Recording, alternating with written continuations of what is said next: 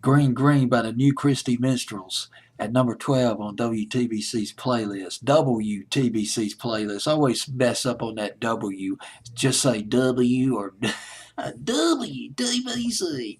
WTBC's Top 20 survey of August 8, 1963. New Christy Minstrels, the brainchild of a guy named Randy Sparks. In the late 50s, Randy Sparks, he was mixing Broadway material with traditional folk songs.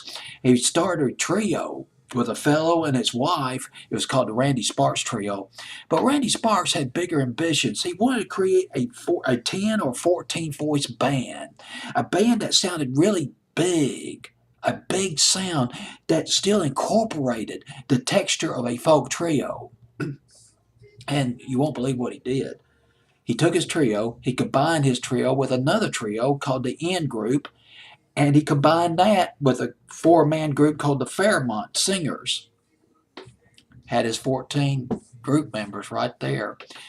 And they recorded their first album, New Christy Minstrels recorded their debut album in 1962, featuring the song This Land Is Your Land, one of the great folk records, recognizable folk records written by Woody Guthrie. This was in 1962. And they were booked. Because of the success of their first album, they were booked on the Andy Williams Show in the 1962-1963 season. That was a big break for the New Christy Minstrels. Fit right into the format of the Andy Williams Show because featured sort of the easy listening music, and their style of music sort of fitted to that adult contemporary genre, New Christy Minstrels. But they underwent a lot of personnel changes. It's just mind-numbing going through all these personnel changes. But one thing that stood out, though, they added a guy named Barry McGuire. Barry McGuire became a member of the group, and with this new lineup, Randy Sparks started previewing the New Christy Minstrels at the Troubadour. They started. That's right. Yes, yes. The Troupe, the famous Troubadour in Los Angeles.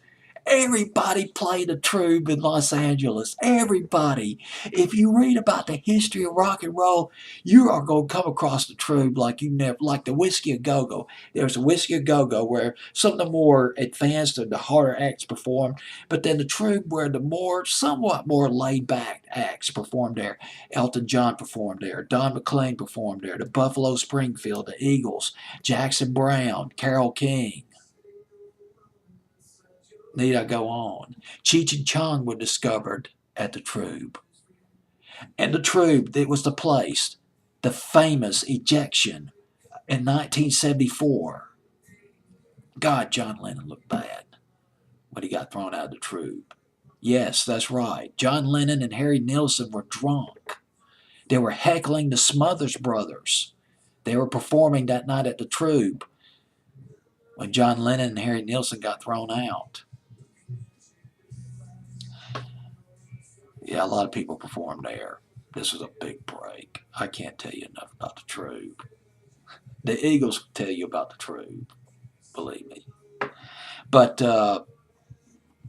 they played the Troupe, and they released an album. Well, actually, they released a live album at the Troupe, and then they released another studio album called Rambling, and that featured Green Green, which was written by Randy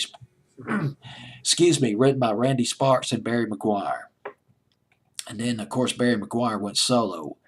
Summer of 1965 had that monster hit.